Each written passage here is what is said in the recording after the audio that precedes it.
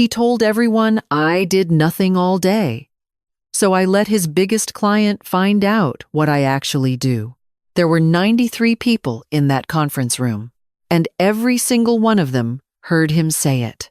This is my wife. She doesn't work, just takes care of things at home. They laughed, not loudly, not cruelly, just enough to let him know the joke had landed. That was the moment something shifted, not dramatically, not visibly, but permanently, because there is a particular kind of humiliation that doesn't explode. It settles, quietly, like dust on something you once thought was solid. The event was meant to celebrate his biggest deal of the year, a partnership with a European client that had taken 8 months to close. There were speeches, champagne, too many handshakes, and that tone men get when they believe success is entirely self-generated. I stood beside him in a black dress he once said made me look formidable. That night, I suppose, I looked decorative. He kept a hand on my back as he introduced me around. Investors, partners, executives, and each time, some version of the same sentence. She keeps things running at home. She's amazing with the kids. She doesn't work, but honestly, I couldn't do this without her. It's fascinating how quickly appreciation becomes dismissal when filtered through ego, because here is what none of those 93 people knew. The deal they were celebrating? I built the negotiation framework. Not officially, not visibly, but completely. 6 months earlier, when the client nearly walked away over pricing inconsistencies and delivery timelines, he came home frustrated, not angry, just unsettled. I don't think they trust our projections, he said, dropping his laptop on the kitchen table. He wasn't wrong. Their numbers didn't make sense. Not if you knew how to read them properly. I used to work in strategic planning before I stopped working. Before children.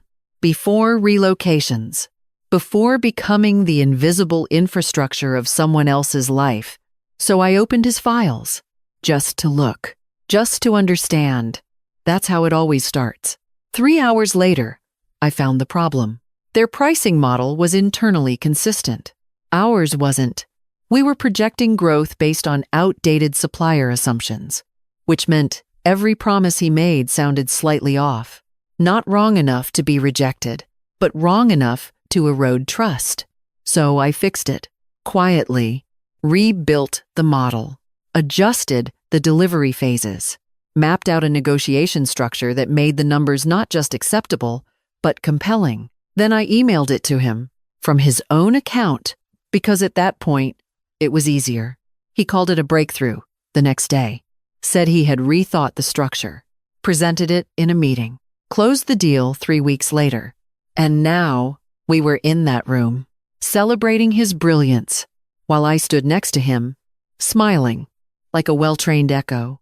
If you've ever smiled in a room where people misunderstood your value, comment 1. Not for sympathy, just to mark the moment. The turning point didn't happen during the speech, or the applause, or even when he repeated the joke again to someone else. It happened later, at the edge of the room, when one of his clients, Daniel, I think, looked at me and said, "So what did you do before all this?" Before all this, as if I had simply appeared fully formed into domestic stillness. "I used to work in strategy," I said. He nodded, politely, not really listening. And then he said something that changed everything. "You probably miss it. Not you should go back.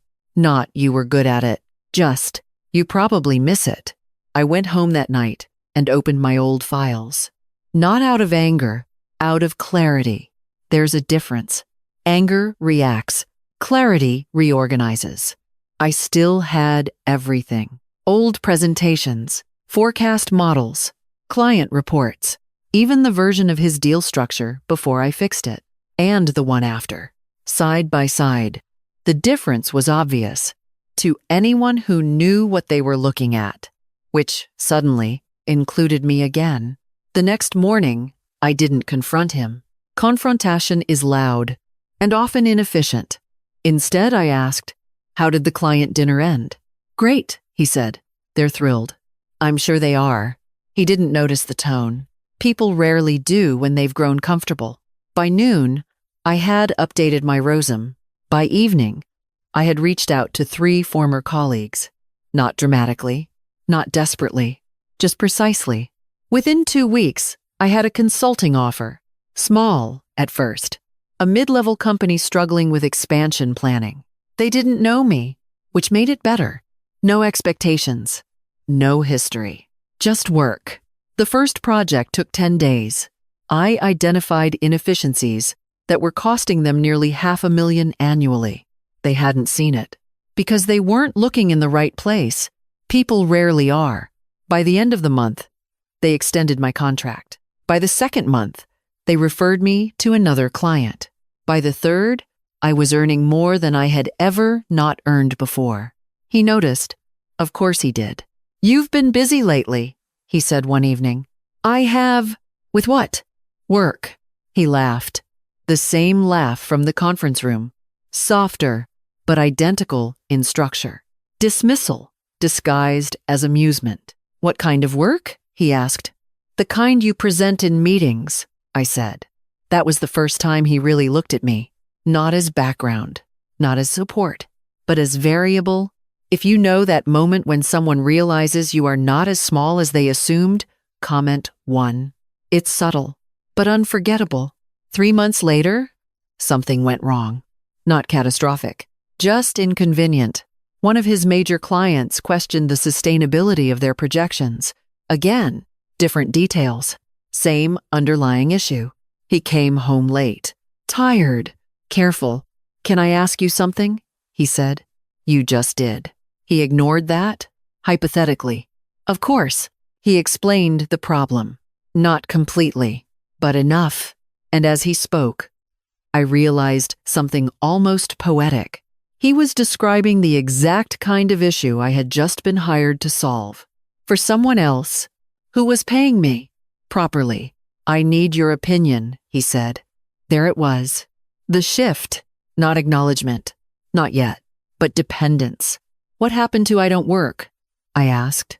He paused. "I didn't mean it like that." "How did you mean it?" "It was just a joke." "No," I said. It was a definition. Silence, the kind that forces people to reconsider their own narrative. I helped him, but differently this time. No late-night unpaid analysis. No invisible corrections. No quiet contributions. I wrote a proposal. Clear, structured, professional, consulting terms, payment, attribution, boundaries. He read it, slowly, twice. "You're serious?" he asked. And a de grace, he signed. He had to, because this time, I wasn't the only one who knew my value. I fixed the issue in 8 days. He presented it in a meeting, but this time, my name was on the document. No one laughed. 6 weeks later, at another event, smaller, quieter, more deliberate, he introduced me again. "This is my wife," he said. And then he paused, "which is how you know something matters. She's a strategic consultant. And she's been instrumental in some of our most important work." No jokes, no qualifiers. No, just, was it enough? No, because recognition after minimization is not redemption. It's correction, and those are not the same thing. We didn't divorce. Not immediately. Life isn't always that clean, but something fundamental changed. Not in him, in me, because once you stop accepting invisibility, you can't return to it. Sometimes I think back to that room, the laughter, the casual dismissal, the way people agreed without thinking. If I'm generous, I think, they didn't know. If I'm honest, I think, he did. And now, so do I. If you've ever had to rebuild your identity quietly, without announcement, without permission, it's not a off-to-sign. Some transformations don't need an audience. They just need a decision.